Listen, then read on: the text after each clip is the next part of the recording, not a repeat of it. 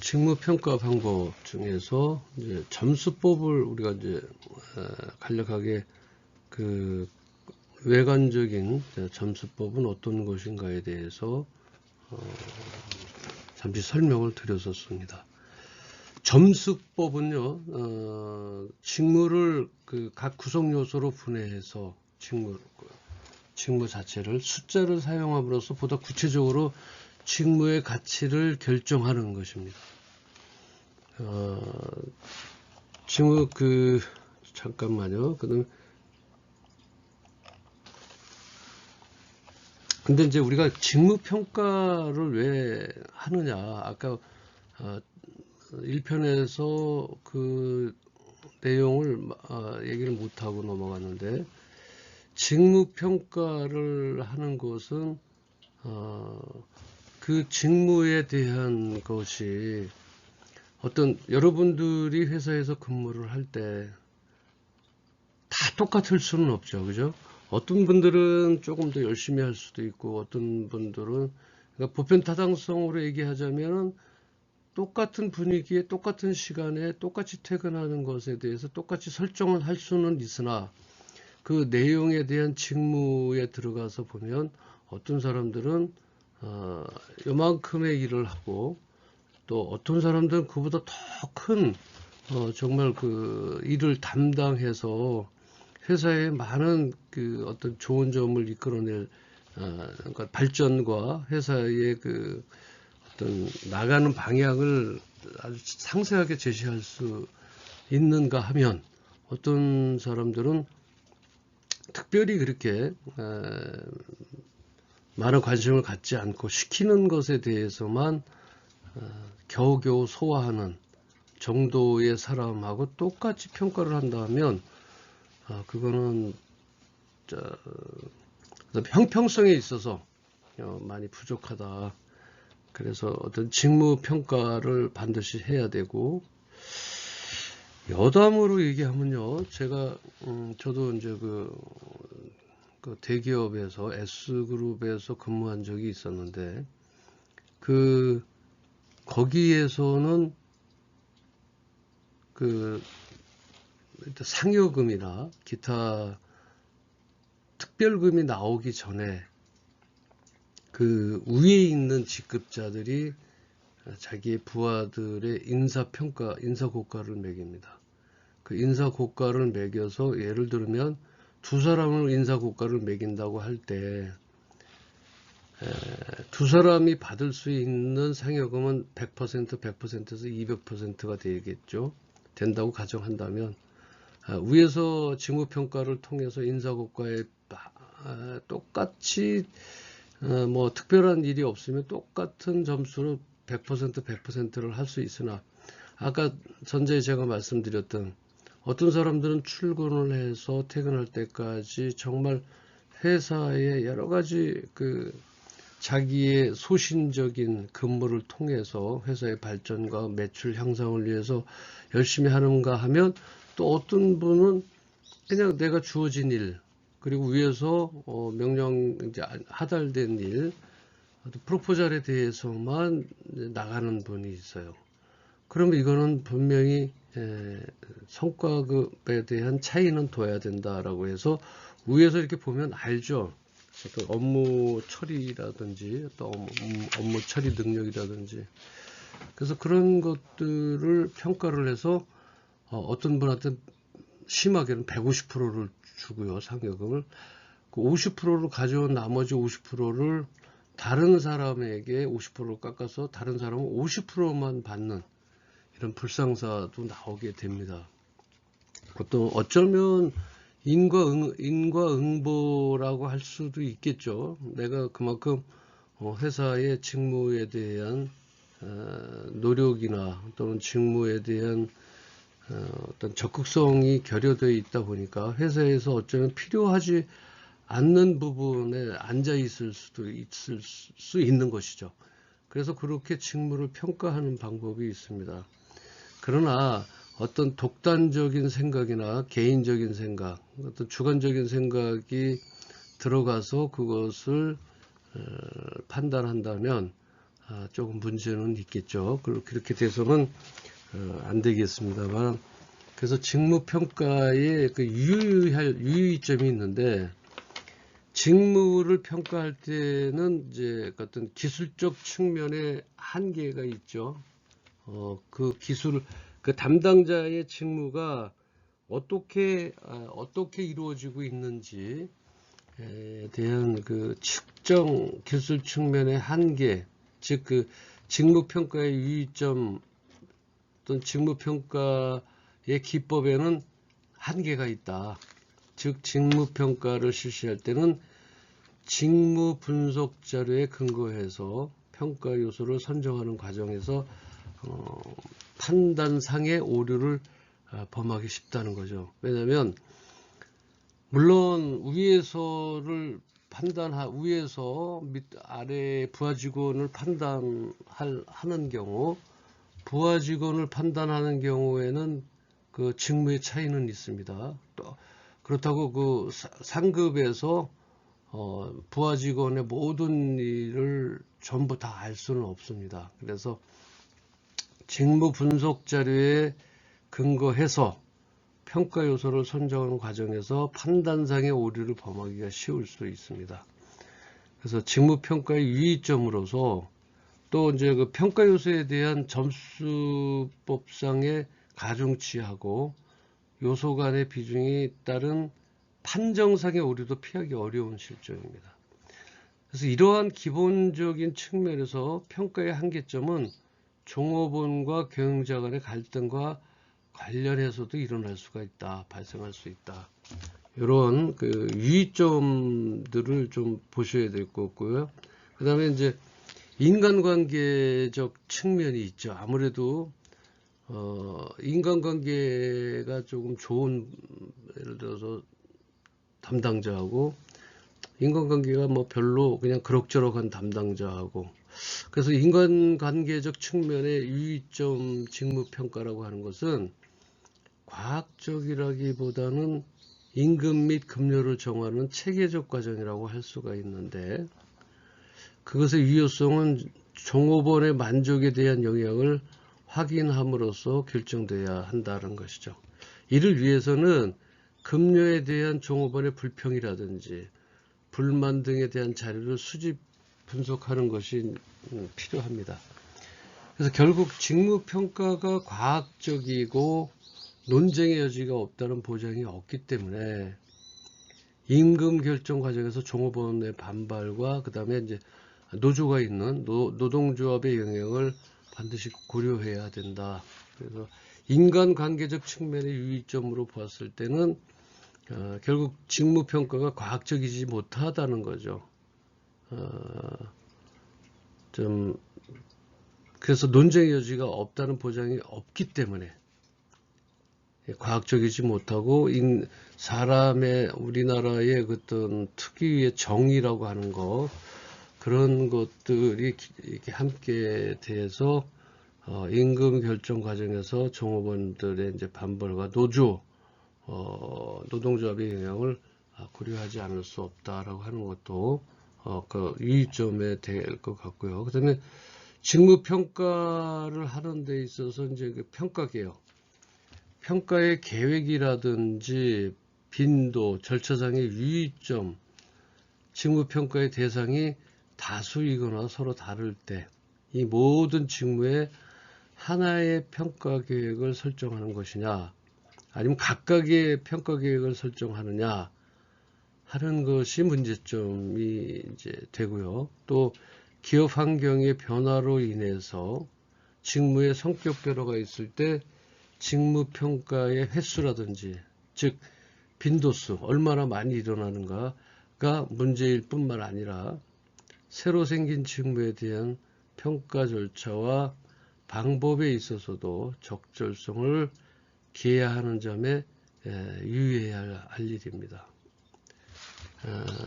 또 직무평가에 대한 그 방법에서 주의할 것은요, 직무평가의 결과와 노동시장의 평가의 불일치, 그 다음에 직무 종류에 따라서 노동시장의 특수한 상황과 결부가 되어서 노동시장에서 현행 임금과 또 직무평가에서 결정된 직무의 상대적 가치가 일치하지 않는 경우가 있습니다. 그렇겠죠, 당연히. 실제 회사의 사정에 대한 그 현행 임금에 대한 책정 기준. 그러나 시중에 여러분들이 쉽게 얘기한다면 모든 지금 어떤 대학을 졸업하고 여러분들이 취업을 했었을 때 모든 현행 임금과 직무평가에 대한 결정들이 회사마다 다 똑같지는 않다는 얘기죠. 물론 똑같을 수는 있으나 그 금액의 원초 그 기본 단위가 편차가 많을 수 있습니다. 따라서 대기업으로 가려고 하는 이유 중에 하나는 그 평가의 자체의 원초적인 그 기준 금액이 높기 때문에 그렇습니다. 그래서 그러한 것들을 비교 분석한다면 대학 졸업의 초봉이라고 하는 것은 평균적으로 낼 수는 있겠지만 대학 졸업자의 초봉이라고 대표적으로 얘기할 수는 없습니다. 물론 대기업, 중견기업, 중소기업, 소기업 뭐 이런 식으로 분류를 해서 평균치는 낼 수는 있겠지만 대학 졸업자의 평균 직무평가에 관련된 그 노동시장의 평가라든지 그 현행 임금과 직무평가에서 결정된 직무의 상대적 가치가 일치하지 않는다는 얘기죠. 따라서 직무평가상의 가치가 낮은데도 노동시장에서 그 직무임금이 높은 것은 수요가 공급을 초과하는 경우에 발생할 수는 있어요. 공급을 초과한다는 수요가. 그래서 공급, 즉, 직무 담당자의 어떤 희소성이 있을 경우에는 직무평가상에 좀 약간의 편차를 좀 둬야 될 경우도 있습니다. 따라서 경영자는요, 회사를 움직이는 분들은 임금 결정 과정에서 이와 같은 직무들에 대한 어떤 특별한 고려가 있어야 된다 이거죠. 조금 전에 말씀드렸던 수요가 공급을 그러니까 공급이 반대죠. 공급이 수요를 초과할 때죠. 공급이 수요를 초과할 때는 반대로 직무평가상의 가치가 낮은데도 불구하고 노동시장에서 그 임금, 직무의 임금이 높은 경우가 있습니다. 그래서 그러한 경우는 이제 좀 탄력적으로 경영자가 직무들에 대한 특별한 고려가 있어야 된다라고 하는 말씀이죠. 그래서 직무평가를 하는 방법 중에서 유의점을 몇 가지 알아봤고요. 그 중에서 이제 지난 시간에 이어서 점수법이라고 있습니다. 포인트 레이트 메소드라고 해서 점수법은요 말 그대로입니다. 직무를 각 구성 요소로 분해해서 숫자를 사용하는 거예요. 그래서 구체적으로 직무의 가치를 결정하는 것이죠. 점수를 내서. 분류법은 요소 비교법은 먼저 조직 내에 가장 중요하다는 10가지 종류 내외의 기준 직무를 선정해서 이를 직무를 요소별로 분해하고 임률 금액을 평가하고 다른 모든 직무는 기술 직무에 비교해서 각각의 임률을 정하는 방법이다. 그러니까 직무를 분류를 해서 나간다는 얘기죠. 그래서 이렇게 직무 평가 방법은 이렇게 설명드릴 수가 있고요. 이거 지우겠습니다.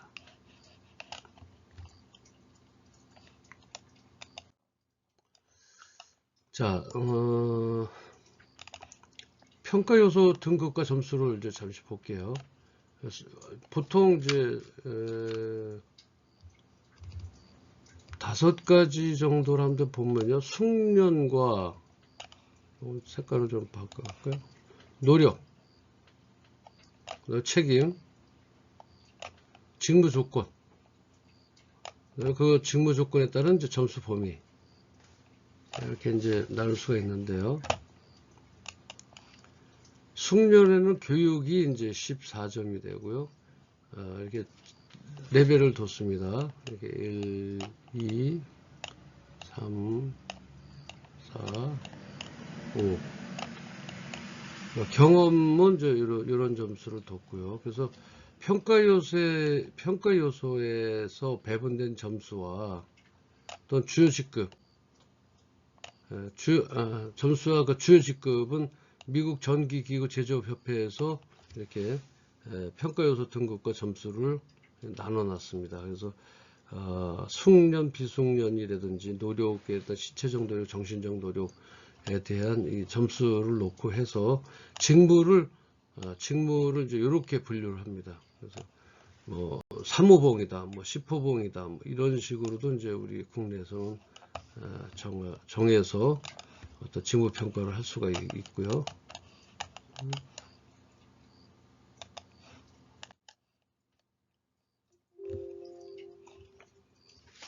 그리고 이제 직무 설계는 이제 직무 설계는 조직적, 기술적, 인간적인 요구를 충족하기 위해 필요한 직무 내용이나 방법, 관계를 구체화하는 것이다. 이렇게 얘기되는데, 직무 설계는 잡 이제 디자인이라고 해서요.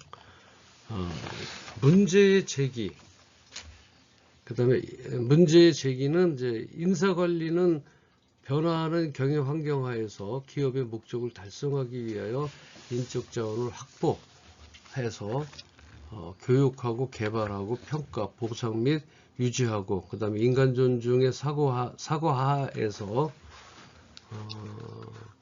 효율적으로 종업원들을 활동시키기 위한 제반의 관리 활동을 말한다. 다시 한번 말씀을 드릴게요. 직무 설계라는 건 뭐냐면 인적 자원을 확보하고 교육과 개발, 평가, 보상 및 유지하고 인간 존중의 사고하에서 효율적으로 종업원들을 활동시키기 위한 제반의 관리 활동을 우리가 직무 설계라고 말합니다. 특히 직무 관리는 인사관리의 기초로서 기업 내 인적 자원의 효율성과 효과성을 결정하는 핵심이라 이렇게 말할 수 있습니다. 따라서 직무 관리는 직무 분석, 직무 평가 또는 직무 설계의 단계로 이루어지고 있고요. 직무 설계는 조직 목표 달성과 작업자의 태도와 행위를 변화시켜서 성과를 향상시키기 위해서 그 직무 그 자체의 특성과 함께 다양한 요인이 고려돼야 한다. 조금 말이 좀 어려울 수도 있는데 다시 한번 간략하게 말씀드릴게요. 직무 관리라고 하는 것은 직무를 분석하고 그 플랜이라고 하죠. 자, 한번 볼까요? 직무를 분석하고 플랜으로 하고 직무를 평가하고 직무를 평가하고 그 다음에 직무를 설계한다. 이제 본다는 얘기죠. 직무를 설계의 이 단계로 이루어지지만 이렇게요. 이런 식으로 직무 설계는 조직 목표 달성과 작업자의 태도와 행위를 변화시켜서 성과를 향상시키기 위해서 그 직무 그 자체의 특성과 함께 다양한 요인이 고려돼야 한다. 그래서 직무 설계의 의의와 목적은 직무 설계 시 고려돼야 한 요인, 직무 설계 방법과 앞으로 직무 설계 방향에 대해서 이제 우리가 논하고자 하는 것입니다. 직무 분석은 이러한 식으로 이루어진다라고 하는 것을 알 수 있습니다. 자, 다음에 이제 표를 보면서 그 표가 제시하는 것이 무엇인지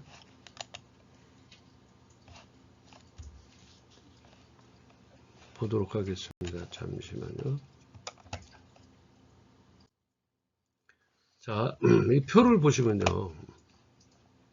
요소 비교법, 아까 말씀드렸던 그 요소 비교법, 따른 각 직무의 인류 평가예요. 시간에 대한 임률은 이런 식으로 이렇게 나와 있고요. 숙련은 어느 정도의 그 숙련도를 가지고 있는지, 그 다음에 정신적, 육체적 노력에 대해서 이런 거를 평가를 하면 이제 숙련은 이제 이렇게 기술 위반자, 편차 프레스, 조작자, 또 스크류는 이제 어떻게 조작하고 창고 관리. 이건 이제 제품에 대한 그 회사의 제조 현황에 대한 그 숙련을 얘기하는 거고요.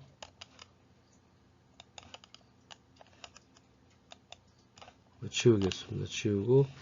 그 다음에 정신적 노력은, 여기에 대한 정신적 노력은 어떻게 이루어질까요?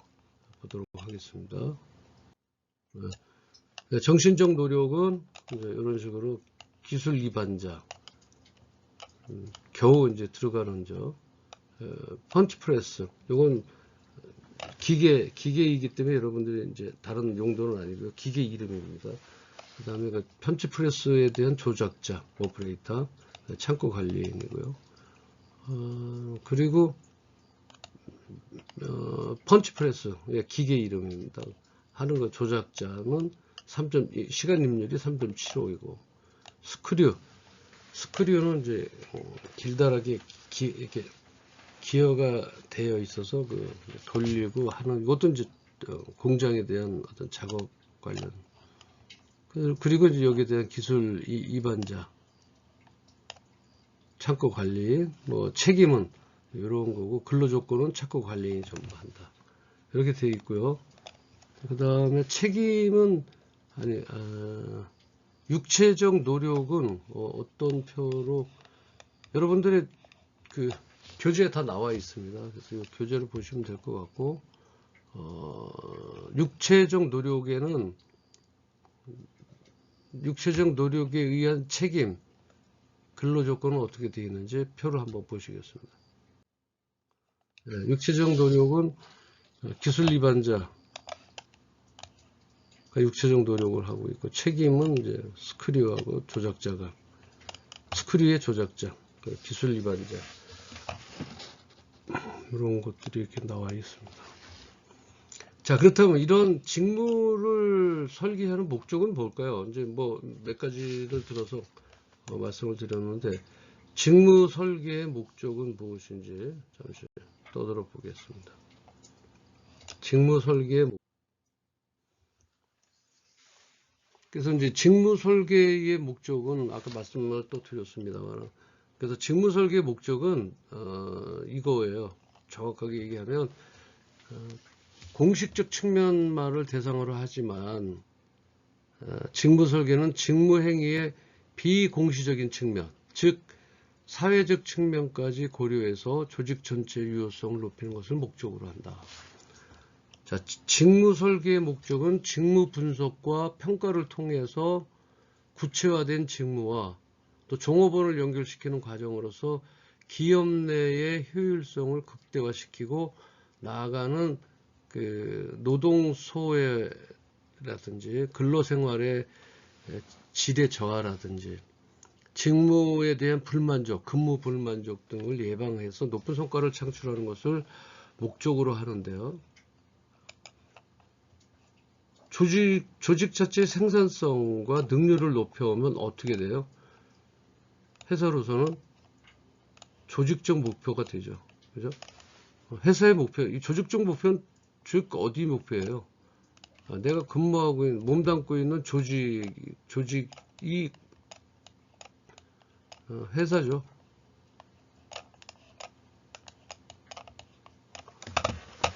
그리고 개인적으로는 어때요? 구성원의 개인적으로 나의 이익이 창출이 되죠. 어떤 창출이 돼요? 근무 성과에 대한 결과치, 직무 성과급이죠.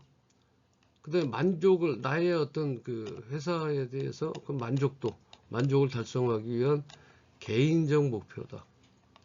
그래서 조직과 어떤 개인에 대한 일들을 직무 설계를 통해서 이루어 나가자라고 하는 것입니다. 그 다음에 그렇다면 여기에 직무를 설계하는 기법이 있어요.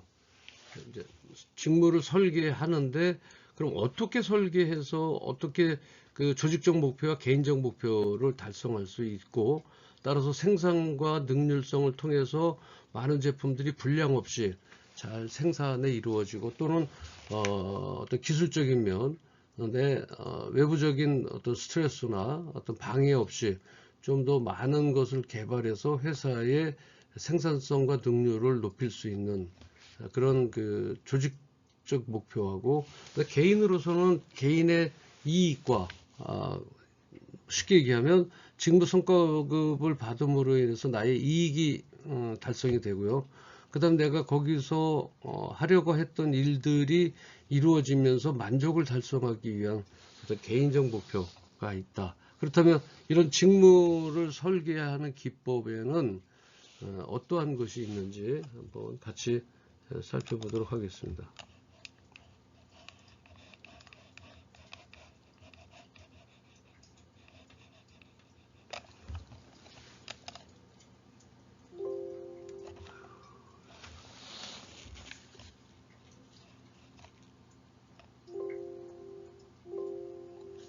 이렇게 안 나오죠? 잠깐만요.